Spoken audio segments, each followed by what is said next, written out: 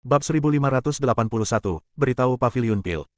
Sarah tahu bahwa Julian memiliki banyak harta, jadi dia tidak terkejut sama sekali. Matanya tertuju pada sebuah planet besar di depan. Planet ini sangat besar dan tampak biru dari kejauhan. Apakah ini bintang lautan langit? Tanyanya. Erniu bereaksi dan berkata, ya, ini adalah bintang lautan langit. Pada tahun-tahun awal, ketika kultivasi saya masih lemah, saya datang ke sini untuk berlatih. Saat itu, ketika saya datang ke sini, bintang lautan langit masih penuh dengan air laut. Sambil berkata demikian, dia melirik Julian. Dikabarkan bahwa air laut bintang lautan langit bertransformasi dari asal muasal air. Itu bukan hanya air, tetapi juga semacam energi magis. Ayo pergi dan lihat. Julian melangkah maju di angkasa luar. Setelah beberapa langkah, tubuhnya menghilang dari tempatnya, dan saat berikutnya dia muncul di luar bintang lautan langit. Melewati atmosfer, memasuki bintang lautan langit, dan berdiri tinggi di langit. Di bawah ini ada beberapa gunung dan daratan. Di daratan, Anda dapat melihat beberapa bangunan retro. Akan tetapi, bangunan-bangunan ini pada dasarnya telah runtuh dan berubah menjadi reruntuhan, dan hanya beberapa tembok kota yang masih relatif utuh. Berbagai tanaman tumbuh di beberapa gunung. Erniu muncul, melihat ke bawah, dan berkata, sebelum dunia ini semuanya air laut, jadi tempat ini disebut lautan langit. Sejauh yang saya tahu, tidak ada makhluk hidup atau tanaman di lautan langit, tetapi sekarang tanaman telah muncul. Yang berarti bahwa air lautan langit telah menghilang selama beberapa waktu. Julian mengangguk sedikit. Tubuh itu berkelebat dan muncul di tanah di bawah. Berdiri di pegunungan, dikelilingi oleh segalanya. Ada banyak tanaman di sekitarnya yang belum pernah dilihatnya sebelumnya, juga beberapa pohon besar, tetapi pohon-pohon ini tidak terlalu tinggi. Dia bisa mematahkan pohon kapan saja dengan mengayunkan pedangnya. Dia mengambil pohon itu dan mengamatinya. Setelah mengidentifikasi lingkaran kehidupan beberapa pohon, ia mendapat petunjuk kasar. Jika anomali di sini benar-benar terkait dengan Istana Hitam, maka setelah Istana Hitam gagal menyerang Paviliun Pil, ia muncul di lautan langit dan mengambil air dari alam lautan langit. Julian berkata dengan lembut. Sarah terkejut, menatap Julian, dan bertanya, mungkinkah Istana Hitam datang ke sini untuk menemukan pelindung jalan surga yang disegel di sini? Julian menggelengkan kepalanya. Dia tidak tahu apakah kelainan di sini terkait dengan Istana Hitam. Dia tidak tahu apakah hakim surga disegel di sini atau tidak. Dia menatap Erniu dan bertanya, apakah legenda yang kau ceritakan kepadaku sebelumnya benar atau salah? Erniu menggelengkan kepalanya. Bos, aku tidak tahu tentang ini, karena sudah terlalu lama. Ini semua adalah informasi yang tercatat dalam buku-buku kuno. Tidak ada yang tahu apakah itu benar atau tidak. Zaman kuno terlalu jauh dari era ini. Hampir semua orang-orang kuat yang selamat dari era itu telah menghilang. Julian berwajah serius dan berkata, jika itu benar-benar Istana Hitam, maka kita dalam masalah. Jika benar dilakukan oleh Istana Hitam, maka Istana Hitam harus dihentikan. Namun, Kaisar Jinghong sekarang sedang tertidur, dan tanpa restu kekuatan Kaisar Jinghong, kekuatannya sangat lemah. Jika dia ingin menghentikan tindakan Istana Hitam, akan jauh dari cukup jika hanya mengandalkan Erniu di sisinya. Sekarang, para alkemis di dunia alkimia harus diberitahu. Julian tidak ragu-ragu dan segera duduk bersila, mengaktifkan teknik rahasia yang diajarkan Alvan kepadanya ketika mereka berada di Paviliun Pil. Dengan menggunakan teknik rahasia itu, ia menghubungi Alvan yang berada jauh di Paviliun Pil. Rekan Taois Julian, ada apa? Sebuah suara datang. Suara ini datang dari pikiran Julian, seakan terngiang di telinganya, dan seakan juga datang dari cakrawala yang jauh. Setelah berkomunikasi dengan Alvan, Julian segera bertanya, apakah kamu tahu apa yang salah dengan lautan langit? Paviliun Pil adalah kekuatan terkuat di dunia, jadi bagaimana mungkin mereka tidak tahu tentang kelainan di lautan langit? Alvan berkata, ya, saya mendengarnya. Saya telah mengirim orang untuk menyelidiki, tetapi belum ada hasilnya. Julian mengungkapkan tebakannya. Saya menduga ini ada hubungannya dengan Istana Hitam. Saya sudah bergegas ke alam lautan langit. Jika ini benar-benar ada hubungannya dengan Istana Hitam, saya tidak bisa menghentikannya dengan kekuatan saya saat ini. Anda harus membawa Digi ke sini secara langsung. Oke, tidak masalah. Berkat bantuan Julian, Paviliun Pil mampu terhindar dari bahaya kehancuran. Sekarang Julian punya kebutuhan, Alvan tidak ragu sedikit pun. Setelah mengaktifkan teknik rahasia untuk berkomunikasi dengan Alvan, Julian berhenti sementara. Alvan segera pergi mencari Digi. Setelah memberitahu Digi mengenai masalah tersebut, dia secara singkat memberi instruksi pada Paviliun Pil mengenai beberapa hal, lalu membawa Digi ke sini. Alvan dan Digi sama-sama sangat kuat. Di Hopeless Heaven, sangat mudah bagi mereka untuk pergi kemanapun. Hanya butuh waktu sebentar. Setelah beberapa saat, dua sosok muncul di depan Julian. Rekan Taois Julian. Sebuah suara datang. Julian berbalik dan melihat Alvan dan Digi muncul, dia juga menangkupkan kedua tangannya. Tatapan Alvan tertuju pada Sarah dan bertanya, apa ini? Julian menarik Sarah, dengan senyum di wajahnya, dan berkata, ini istriku. Sarah, Ini Alvan, Master Pavilion Pil yang lama, dan Digi, Master Pavilion Pil yang sekarang. Sarah segera berkata, Sarah bertemu dengan dua senior. Alvan segera berhenti dan berkata, saya tidak pantas dipanggil senior. Julian tidak membuang-buang waktu untuk hal-hal yang tidak penting ini, dan langsung ke intinya, berkata, Erniu berkata bahwa di zaman kuno, seorang hakim surgawi disegel di sini, dan hakim surgawi memiliki hubungan yang hebat dengan Istana Hitam. Jadi saya khawatir mengeringnya Laut Langit ada hubungannya dengan Istana Hitam. Digi berpikir sejenak dan berkata, dari apa yang aku tahu di Pavilion Pil, Istana Hitam memiliki seorang Master Istana, tetapi terakhir kali Istana Hitam menyerang Pavilion Pil, Master Istana misterius itu tidak muncul. Hanya wakil Master Istana yang muncul. Tuan Istana tidak muncul. Alvan mengangguk dan berkata, wakil kepala aula-aula hitam bernama Dark Sky, dan aku tidak tahu apapun tentang nama atau penampilan kepala aula itu. Julian bertanya, bagaimana dengan kekuatan Master Istana Hitam? Alvan dan Digi keduanya menggelengkan kepala. Pavilion Pil telah berurusan dengan Istana Hitam selama beberapa waktu, namun belum pernah bertemu dengan Master Istana Hitam, juga tidak mengetahui tingkat kultivasinya yang sebenarnya. Julian berpikir keras. Wakil kepala aula Istana Hitam sangat menakutkan, jadi kekuatan kepala aula pasti lebih tinggi dari wakil kepala aula. Dengan kata lain, kepala aula Istana Hitam lebih kuat dari alam Kaisar Agung 7 hari. Hosh! Memikirkan hal ini, Julian menarik napas dalam-dalam. Dengan kekuatan seperti itu, seluruh Hopeless Heaven benar-benar tak terkalahkan. Sekarang hanya jika Kaisar Jinghong dibangkitkan barulah kita dapat melawannya. Ayo, kita jalan-jalan dan melihat alam lautan langit ini. Kata Julian. Selanjutnya, Julian dan yang lainnya mulai berjalan di alam lautan langit. Karena dunia ini sebelumnya dipenuhi air laut, beberapa reruntuhan mengalami korosi parah dan beberapa kota tidak terawat dengan baik. Namun, jika dilihat dari peninggalan-peninggalan tersebut, tempat ini merupakan dunia yang cemerlang di zaman dahulu kala. Tepat saat ini, Digi muncul di alam lautan langit. Di luar alam alkimia, beberapa pria misterius berpakaian hitam tiba-tiba muncul. Bab 1582, Hakim Terakhir Surga. Di luar dunia alkimia, beberapa pria misterius berpakaian hitam muncul. Mula-mula wajah orang-orang berpakaian hitam itu samar-samar, namun lama-kelamaan penampakan mereka makin jelas. Pemimpinnya tidak lain adalah dia. Itu adalah Dark Sky ketika mereka dikalahkan dan melarikan diri. Setelah Dark Sky melarikan diri ke alam alkimia, ia kembali ke markas Istana Hitam. Rencananya gagal dan dia dimarahi habis-habisan. Kalau dia tidak berguna, dia pasti sudah dibunuh. Rencana ini mengerahkan hampir semua orang kuat Istana Hitam, namun gagal, akibatkan sebagian besar orang kuat Istana Hitam ditangkap hidup-hidup. Demi menyelamatkan anggota Istana Hitam yang kuat itu, Istana Hitam kembali melaksanakan rencananya. Yaitu untuk memancing harimau agar menjauh dari gunung. Di Laut Langit, Hakim Surga yang tersisa dari zaman kuno memang disegel. Istana Hitam tahu bahwa begitu Istana Hitam muncul di Lautan Langit, itu pasti akan menarik perhatian Julian dan Pavilion Pil, dan kemudian orang-orang kuat Pavilion Pil akan dikirim. Dan Dark Sky mengambil kesempatan ini untuk melancarkan serangan mendadak ke Pavilion Pil dan menyelamatkan orang-orang kuat yang terjebak. Wakil Kepala Istana, kapan kita mulai? Sebuah suara terdengar dari belakang. Wajah Dark Sky tampak sangat muram. Ia menatap dunia di depannya dan berkata, jangan khawatir. Tunggu pemberitahuan dari Kepala Istana. Setelah Kepala Istana benar-benar menjebak Julian, kita bisa membuat rencana. Wosh! Pada saat itu, sebuah bayangan melintas. Segera setelah itu, seorang biksu berjubah hitam muncul di depan Dark Sky. Dark Sky bertanya, bagaimana situasinya sekarang? Melapor kepada Kepala Istana, Alvan dan Digi telah meninggalkan Pavilion Pil dan akan menuju ke alam lautan langit. Mendengar ini, senyum akhirnya muncul di wajah muram Dark Sky. Setelah Master Istana menjebak orang-orang kuat Pavilion Pil tanpa Alvan dan Digi akan menjadi sampah. Dark Sky bersembunyi di luar alam pil bersama beberapa orang kuat, tetapi dia tidak segera keluar.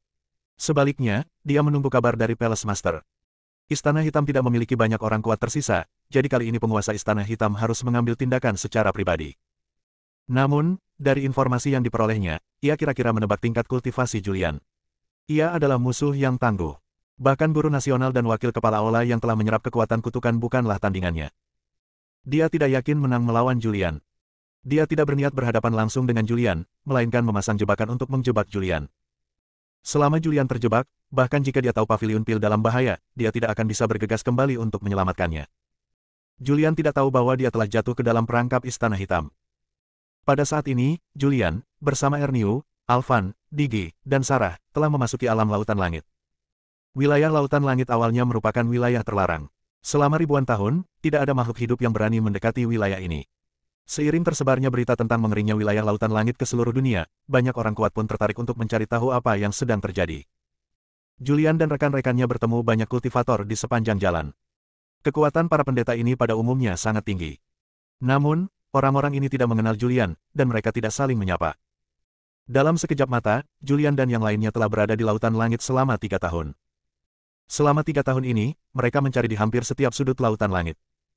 Pada saat ini, mereka muncul di area pusat Lautan Langit. Di depan terbentang jajaran gunung yang luas. Gunung-gunung menjulang tinggi ke angkasa, ratusan ribu meter tingginya.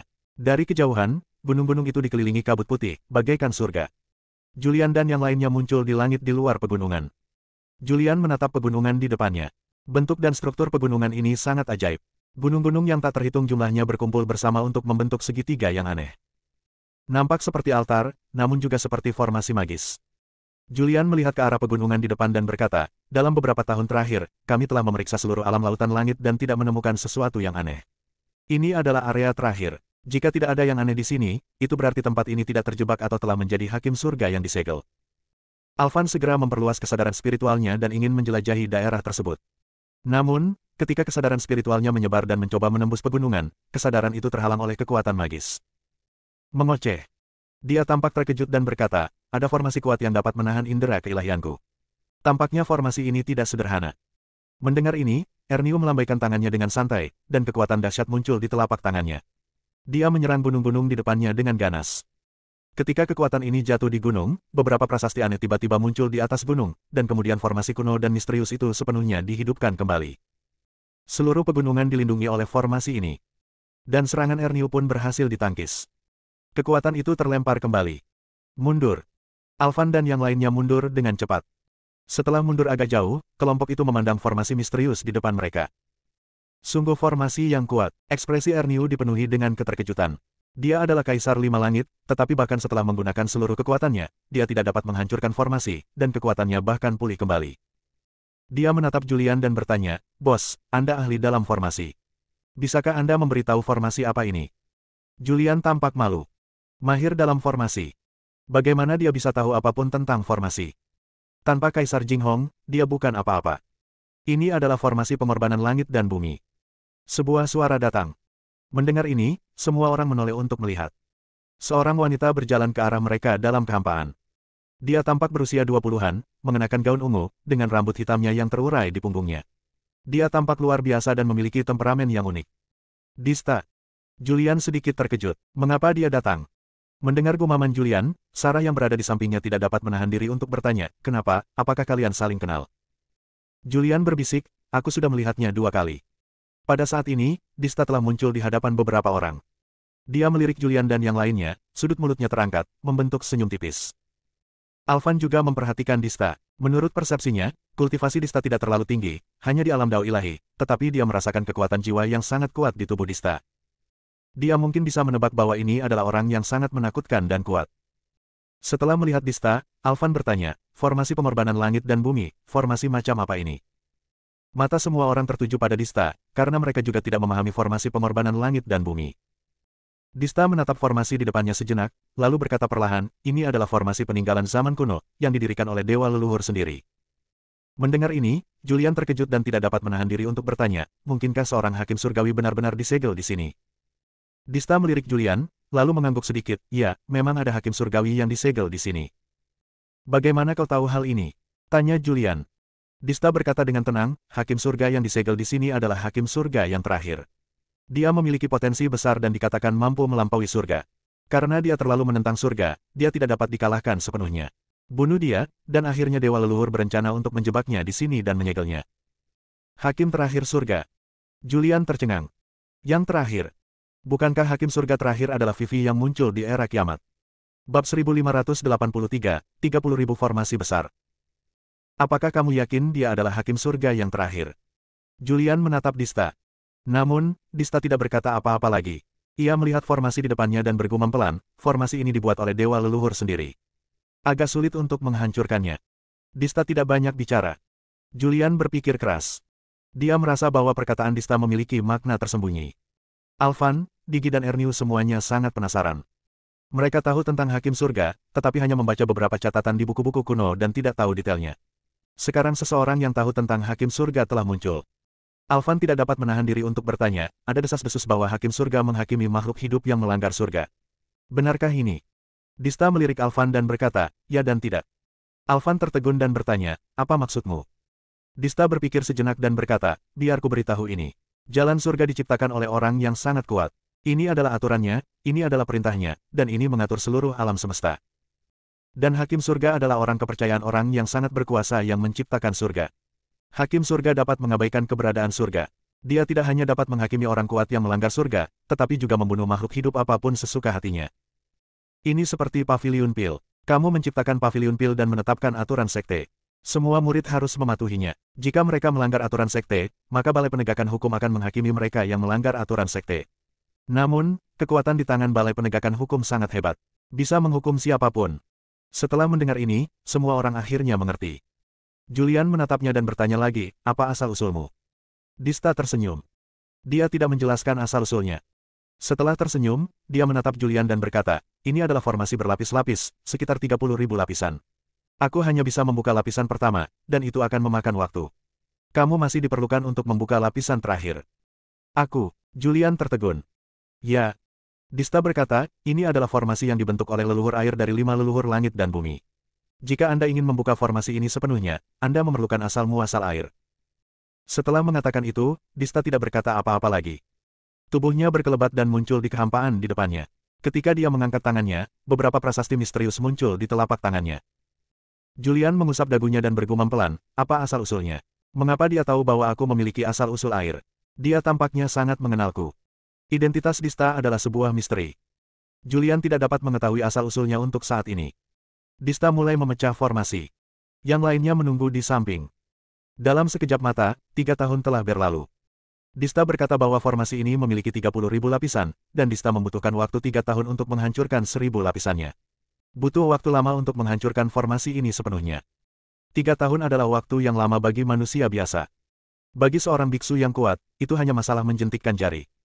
Julian tahu bahwa akan memakan waktu yang sangat lama untuk menghancurkan formasi tersebut sepenuhnya, jadi dia tidak tinggal diam dan memanfaatkan kesempatan ini untuk mulai berlatih. Untuk mempersingkat waktu kultivasi, dia meminta roh di Immortal Mansion untuk menyiapkan formasi waktu untuknya. Julian berlatih dalam formasi waktu, sementara Erniu dan yang lainnya sangat bingung. Mengapa Julian menunjukkan kemampuan bertarung yang begitu kuat tetapi auranya begitu lemah sekarang?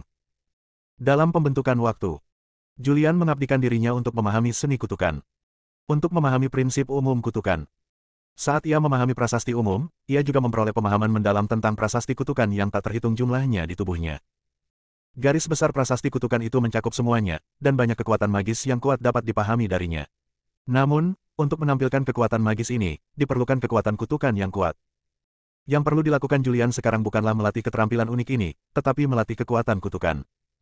Ada prasasti kutukan ajaib yang tak terhitung jumlahnya di tubuhnya, dan prasasti ini adalah kekuatan kutukan.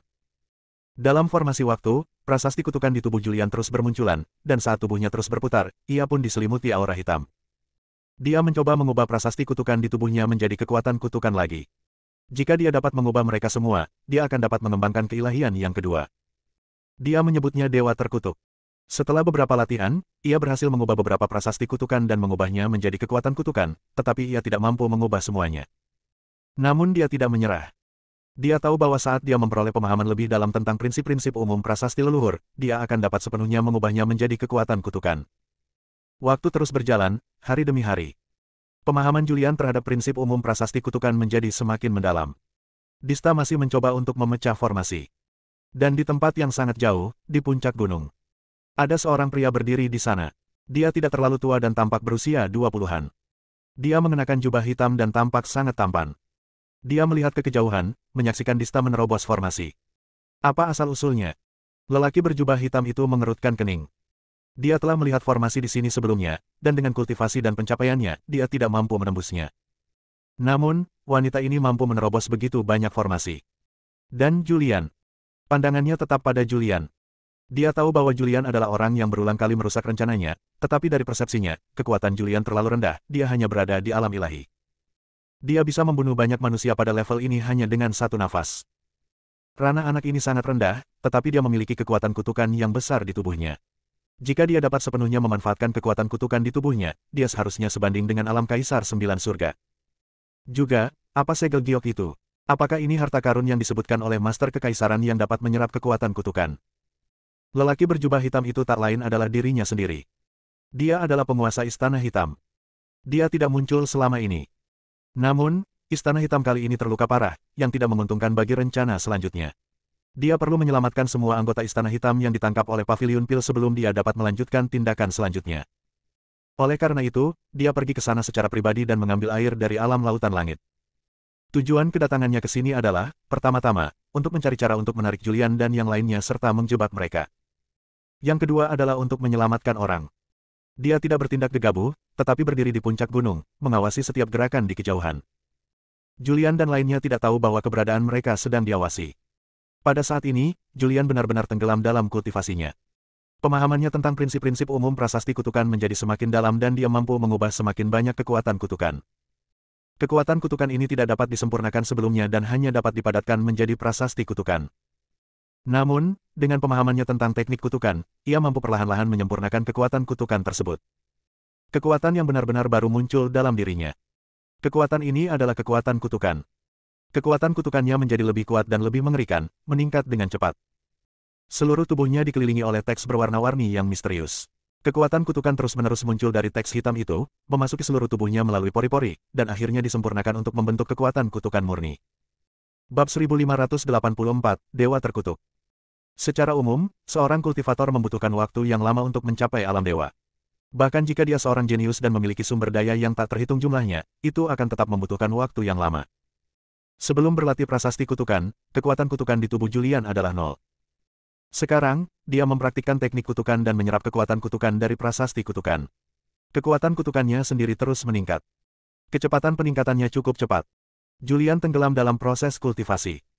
Tanpa disadari, kekuatan kutukan di dalam tubuh telah mencapai puncak tingkat 33 jalan keabadian, mencapai alam berkumpul menjadi dewa.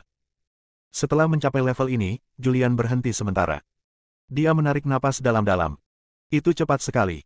Dia juga tidak menyangka bahwa dia dapat meningkatkan kekuatan kutukan ke tingkat seperti itu dalam waktu yang singkat.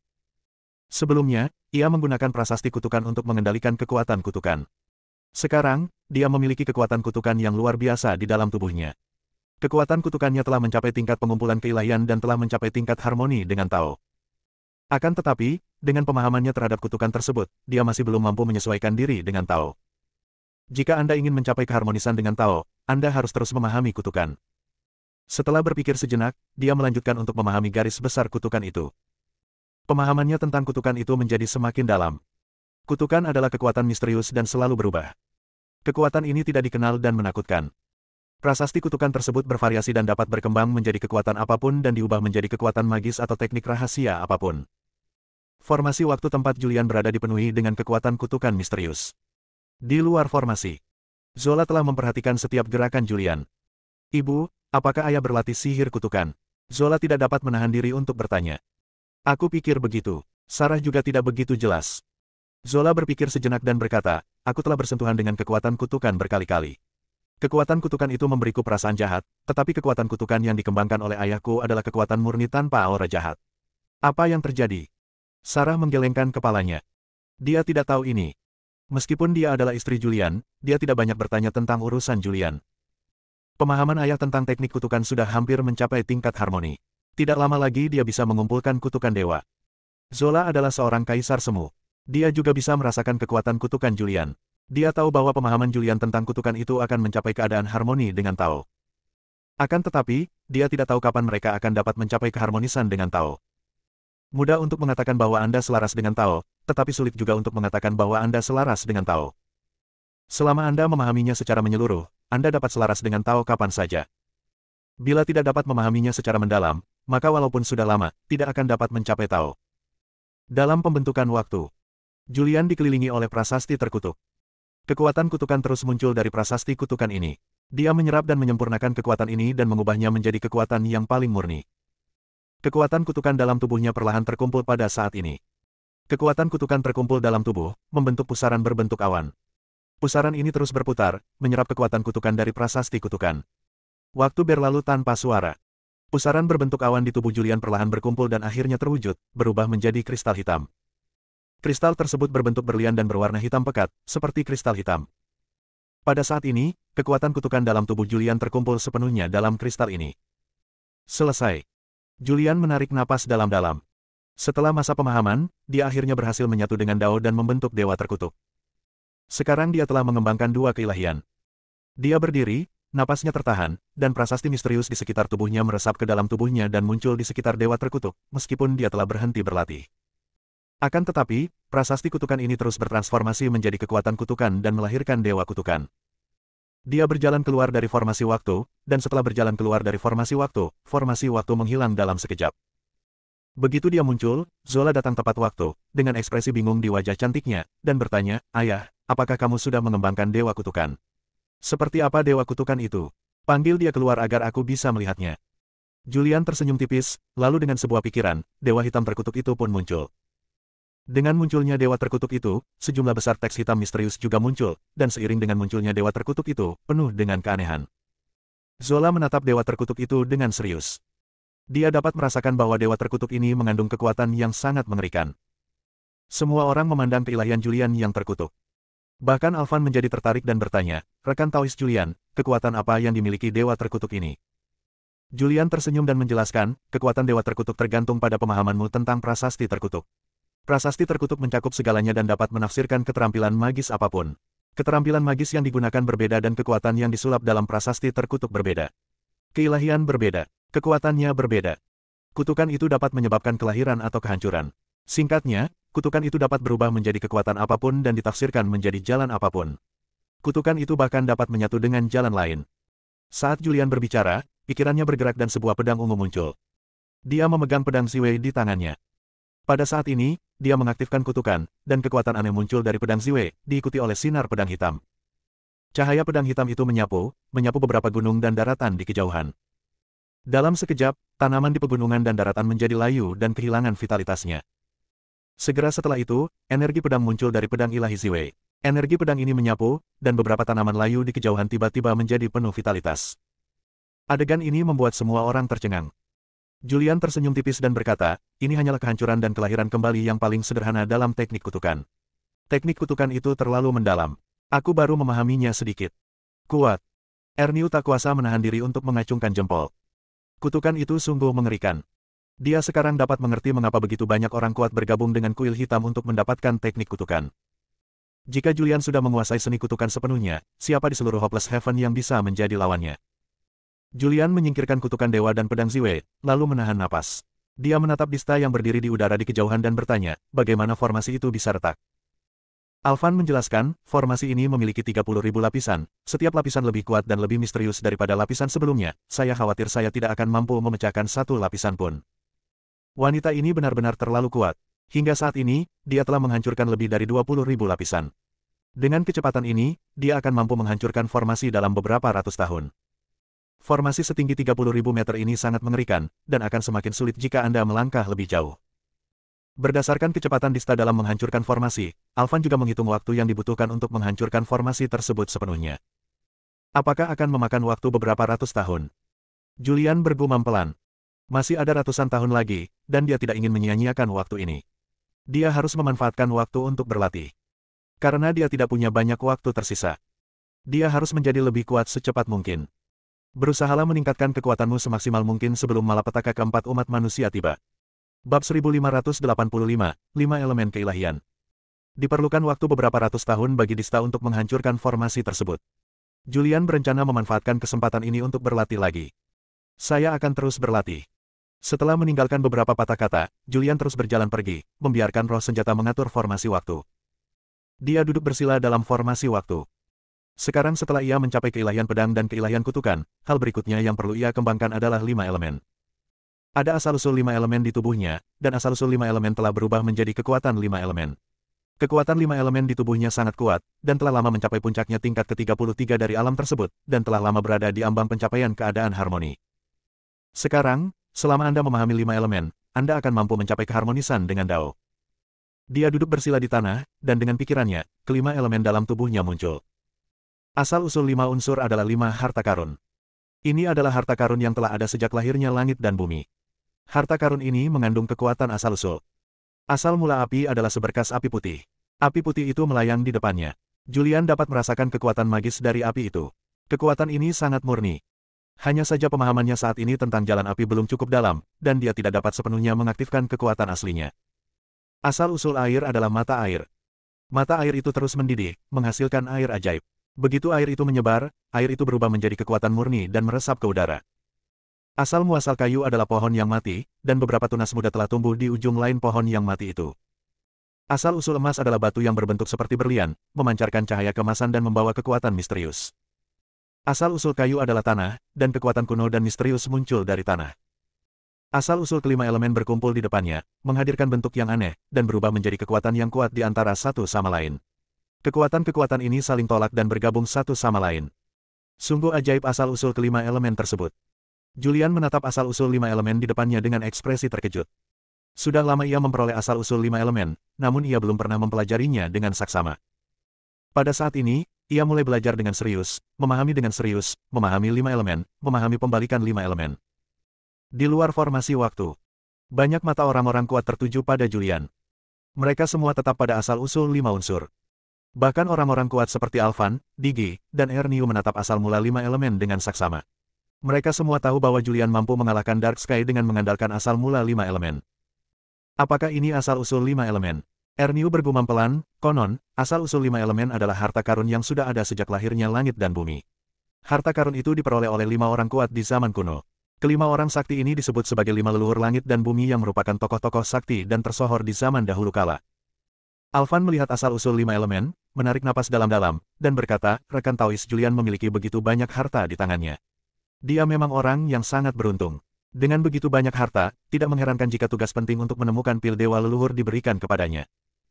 Julian memanggil asal 5 elemen, menyebabkan kejutan.